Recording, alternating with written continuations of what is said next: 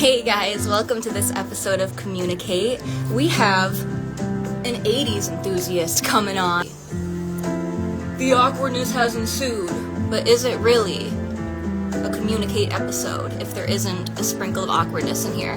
Hey Matt, I hope you're doing swell. Now we do have some friends coming on sending invites. We are going to send one along to Blair. That is our guest, so be sure to check out her page. Our intro here usually lasts about a minute. Hey, what's up? Thanks so much for having me on your Communicate series. Absolutely. You look amazing. Thank you so much. This is my first time doing the IG Live, like I said, so I was trying to figure everything out.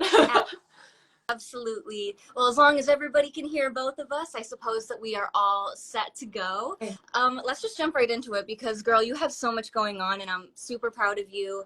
I always say that to the guests because everybody that I have on here is so versatile and, you just have a huge array of projects. So you are a self-proclaimed 80s rock enthusiast as seen in your bio, which is amazing. Same here. So tell us about some 80s music in your catalog right now or anything that you're currently listening to. Yeah, so I just love all of the 80s rock bands. Guns N' Roses was very influential in my guitar journey / really inspired me to play. So I like Guns N' Roses, I like Whitesnake, Poison, Def Leppard, White Lion. The list just goes on and on. The 80s, it was just such a great time for music, and 80s pop is amazing too. Like just everything in the 80s seemed to be good. It is. We need that on one of your t-shirts coming out. Everything in the 80s, it just seems to be good. Yeah. It's a good slogan, but no, you're right. For example, I don't know if you're into Kate Bush at all, but as far as 80s pop, she's like very niche. I love all the 80s synth, and you're bringing a lot of that sound back as far as the guitar licks and everything like that. So regarding guitar, a huge part of the guitar world, massive, is NAMM. So you were there. Tell us about your signing and all of your supporters that you got to meet with. Yeah, so it was really amazing just knowing that people wanted to come meet me. It's like such a weird, but like I'm so grateful that people took time out of their day to like come and see me. So that was awesome. It was great getting to meet all the people that have supported my guitar journey. Right. So like I said, I was just so thankful that I got to see some of the faces that have, supported me. Absolutely. Did you get to meet any of your guitar idols at NAMM? I don't know about that, but I got to meet so many like new friends and people from Instagram that I've been friends with but didn't like get to meet yet. So that was really fun. It was my favorite trip to California so far. Awesome. And was this your first time at NAMM? I'm sure you've definitely been before. So how many years have you been doing the signing, and are you planning on going back next year? Just in case anybody didn't get to meet you, I'm sure there's a lot of fans on here that would want to meet you that didn't get the opportunity. I believe this was my fourth NAMM attending, but this was my first time doing a signing, and I would definitely love to do it again because it was an amazing experience for sure. Rock on. That's got to be epic, having your own booth at NAMM, and maybe next time what we can manifest is even a guitar performance alongside some people that you really, really want to collaborate with. So speaking of collaborators, we're all about fellow creatives on this talk show here, if you will. So what are your goals that you have set for 2024, and is there anybody that you want to manifest working with? Do you want to speak it into existence? Definitely. So at the top of that list, it's Trevor McNeven. I don't know if you know who that is. From Thousand Foot Crutch, he's the lead singer. singer. Sounds very familiar, yes. He is an amazing singer and songwriter, and I really admire his work, so it would be a dream come true to get to work with him. So that is at the top of the list. And there are so many other people it would just be really cool to work with. It's a long list. Absolutely. Maybe what you could even do is this year put out some covers of his stuff and maybe tag him. We'll tag him for you, and I'm sure it will happen. So much. Absolutely, like speaking it into existence, I believe, is half of it. So then doing the work is the other half. So we talked a little bit about, your NAMM experience. I think I saw a comment that said, so jealous of NAMM. It is a great experience. Just reading through some of your supporters' comments, we got, good evening, greetings from England. Hello from New York. You are an outstanding guitarist. Thanks for the 80s riff. So we have more 80s enthusiasts in the chat. Love that. Absolutely. Thank you for tuning in. So what goals do you have set for yourself when it comes to advancing your guitar playing, specifically when it comes to perfecting your craft and those riffs? Additionally, do you have any advice for any fellow guitarists here in the chat? Yeah. So I think when it comes to like practicing, I definitely want to track my progress, like write it down, like the BPM of the text, and that way you can see that you are progressing. Because when you see that you are progressing and getting better, you want to keep practicing. So many people, and myself included, I feel like we're like, oh, we're gonna go practice, but then we just noodle on our guitars and we call it practice. It's like that wasn't practice, although it was fun. So I want to be more intentional, I guess is the word, with my practice and what I am going to practice. And that would be my people as well. That is an excellent tidbit, and I think everybody in the chat should listen to that, to be very intentional with your practice. I think it's good to be intentional about everything in life. Yeah. Have a purpose, set a goal. But, an important thing that I always say about guitar practice, which, by the way, sorry if I'm like making balloon animals over here with my hands. I don't mean to. Even if you're just keeping your fingers moving, even if you're just noodling, hey, that's great guitar practice. Even if you're just making sure that your fingers don't get rusty. There, yes. I think that's good as well. Right. So even if it's just a little bit, I feel like you're doing something every day. So what are some existing songs that you love that perhaps don't have a guitar solo that you would want to add one to?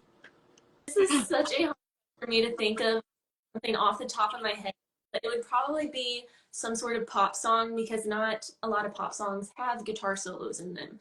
So I think I would want to add one to a pop, but I got to think longer about exactly which one that would be. Do you, by chance, I'm trying to think of newer pop, because I know you're an 80s girl, you love the 80s, but a lot of these newer pop artists are taking inspiration from previous eras. You see The Weeknd with these 80s kind of beats a lot of the time. In my opinion, I feel like he kind of takes a lot of inspo from Michael Jackson a little bit, but that's like a conversation for another day. And Tate McRae, she's coming up. She's got a lot of like 90s and early 2000 influence, I would say. So do you like any of that kind of music, and would you perhaps want to go on tour with any of those really big names that are perhaps more in the mainstream? Is that something you would be interested in? Oh yeah, I'm open to all genres of music. I'm not just stuck on rock, even though, I do like 80s, but I appreciate all the genres for sure. Absolutely. I could definitely see that for you, going on tour with big artists. Somebody that I haven't quite interviewed on live yet is Kiki Wongo. Oh yeah.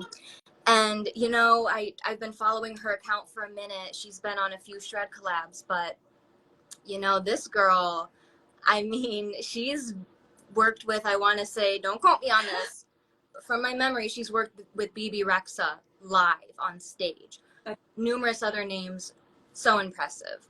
I could definitely see that for you too, and you definitely have the chops and the skill.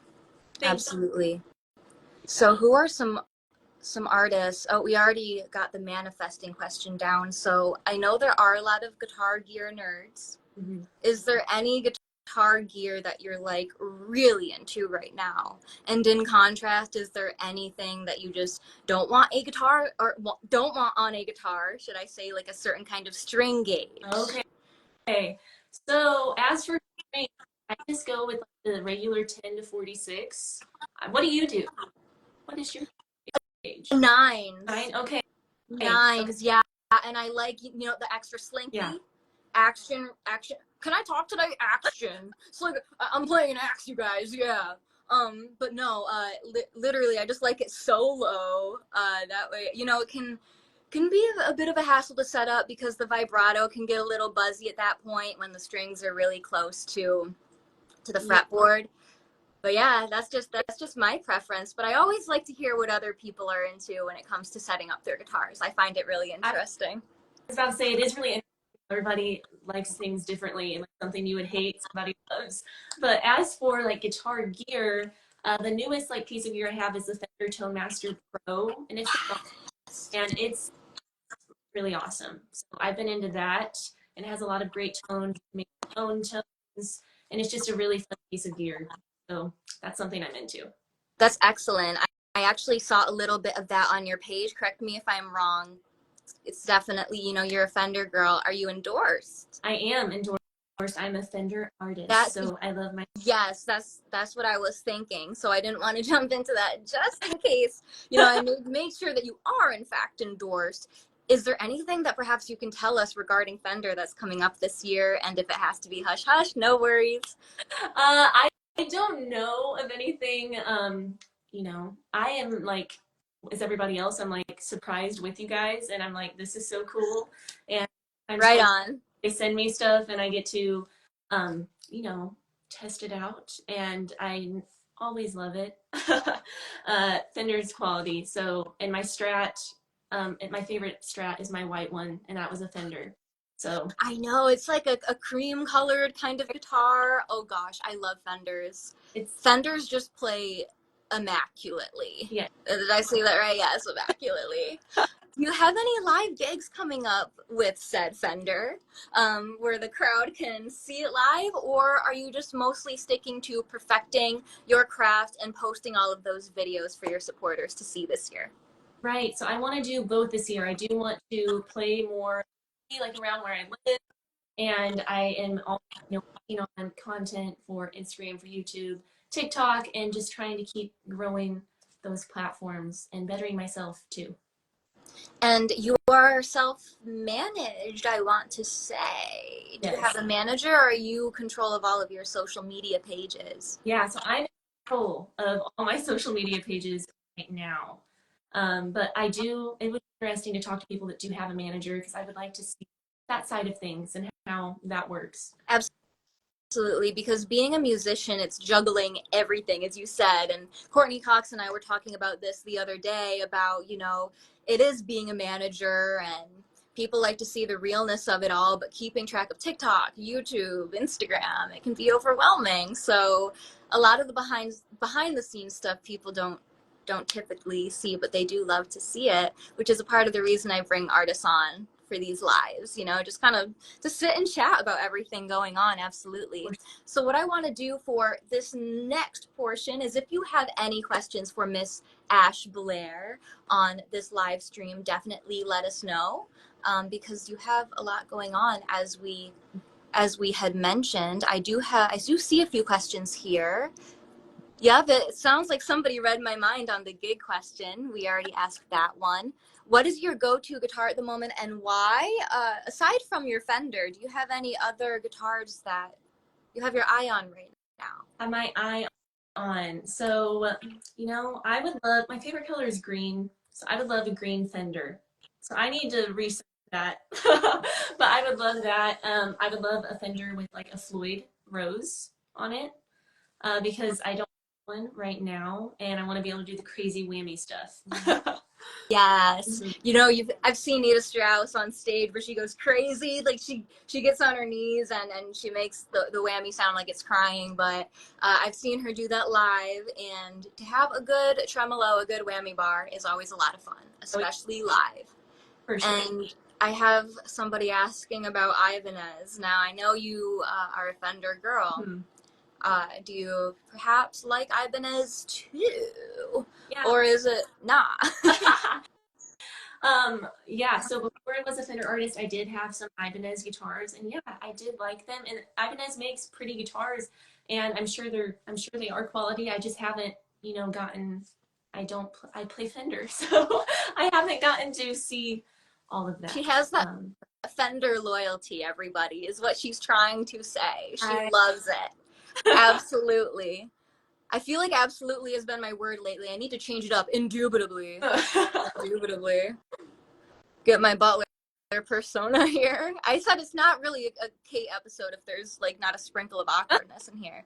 We got Dennis saying, Ash, we love you. Thank you. That is very Sending sweet. love, sending love. Aww. Yes, we have comments saying most of my favorite guitar players are playing Fender. Oh, And that hey. says something about Fender for sure. Do you have any of your guitars on you at the moment? My white one just right here. This is the one that I was talking about. That's my baby. And most people, some people think it's weird that it's double, but I I, I love it. I love it. And I sensed that you had the guitar close by, so I know that people would love to see it. We have Yo, I'm a drummer, let's jam. It's awesome that you have so many musicians also following you and that you get to inspire people all around, even if they're not guitarists. right, and they inspire me too. It's amazing. So yes, if if you're following Ash and you're, showing your support, and if you're a musician, also climbing that ladder, sending that support right back to you. For sure. For sure. So I have one more question for you. And again, we might take one or two more from the crowd, if you will. I am going to plug my cellular device in, so pray for me, everybody. It won't disrupt the stream. I just know it. Hey, very nice. So something that I've been saying is that in this society, a lot of the time, people tend to have, and I'm not referring to everybody, but people tend to have or syndrome. Like an artist can only be this or that. So, what is another hobby or talent that you may have that is not guitar that you would perhaps like to share? Okay, so we're not talking like musical at all. Is that what we're saying? Something totally different. It can be musical. It can absolutely be musical if you have like a hidden musical talent. Okay, so I originally played the flute, so that's a fun fact. So I know how to play the flute. I can do piano. I had to take a couple years of piano in college. I can keep a simple beat on the drums. And then I also sing because I released my album in October and there's songs singing. Yeah, and then there are some instrumentals. But other than that, like I just like being active. I love baking. That's like a passion of mine. I like to bake. So there's some different things about me. I like spending time with my family. I'm an aunt, and I absolutely love that to spoil my niece and nephew. So there's some That's other. wonderful. That's so cool that you play the flute, and that's definitely a whole nother skill right there. I used to play clarinet in middle school, and I quit because I was the only one that like could not sight read. It was like, but I applaud you for that 100%. We have somebody asking jazz flute question mark. Jazz flute. So I don't know if I know what you mean. Did you mean I'm in like a jazz? I wasn't in the jazz band. I just played the normal flute. That It's normal been flute. We love it though. Love to see it. Absolutely. So you're definitely a multi-instrumentalist, not just a guitarist. And for those who probably may not have known, you do sing as well. And I remember when I was releasing shred collabs a lot, which now I run a whole separate performing arts business. But that aside, when I would do the shred collabs a lot, people would assume that I am just a guitarist, even though I would also release a lot of singing videos. So definitely go to Ash's page, check out her album, her singing and everything. And I do remember you posting lots of singing videos as well. And I look forward to checking out your page a lot more. So in terms of your singing, let's talk about it. Who are a couple of your singing inspirations? singing inspiration. So I love. There's so many people. This is hard for me to answer. I love Lana Del Rey's like buttery low voice. Um, Yes. in the Machine. I'm not sure what her name is. I don't know if you know who I'm talking about. Her voice is great. Yeah. So many people, but I feel like I have a lower voice, so I'm like working on trying to expand my range. And I didn't realize, I'm taking vocal lessons right every week. I did not realize that there's so much to singing. Like so much that people don't realize, like how you just tension. There can be tension if you're doing stuff wrong. So it's really been an eye-opening experience to learn how to sing properly. Yeah. That's wonderful. So you're taking vocal lessons. Like, dang, girl, you do it all. You do it all for sure. Well, thank But you. that's awesome. You know, again, there is a lot that goes into singing. You know, releasing the tension in your jaw. A lot of the times, you see the Broadway singers like doing this whole jaw massage before they even get on stage, and making sure you sing from your diaphragm. It's all that stuff. But I Exactly. think girls with lower voices, that's really unique. That's awesome. And Lana is a great comparison, and I too would say that would absolutely come to mind with you for sure. I know Sierra Levesque is also a rock chick. She's very Yeah. inspired by Avril, but she has done Lana covers recently. So Lana's like universal for all of us women. We love her. She has a great voice. So very cool. Yes, we definitely love her. And we got someone saying, love your facial expressions that go along with your clips, those guitar Oh, faces. thank you. I feel like I don't do that many guitar faces, but I guess I do. I I don't know, I feel like you definitely smile, which is, know. you know, I feel like for me, I'm like, I do this like weird thing where I bite my tongue or I suck my Yeah. lips and I don't know, but no, you look great when you play guitar. You sound great. You have so much going for you. And yes, I look forward to all of your projects. Again, go check out Ash's album that she had already Yeah. released. And we look forward to a lot of the stuff that you have coming up, all of those great 80s sounds. Absolutely. I appreciate it. It's been a pleasure. For sure. And that is my cat meowing right now. But yeah, everybody, it's been great talking to you, and I plan to set up the next run of March interviews soon. But yeah, follow Ash if you're coming from my page. And one second before I go, he's begging for treats. But Oh, this is Maggles. love. He does not want to be held right now, everybody. So I'm gonna put him down. He's like, Mom, just give me treats. I'm not trying to be on the internet today. Yeah, sending love from New York, and take care. Bye. Rock on, everybody.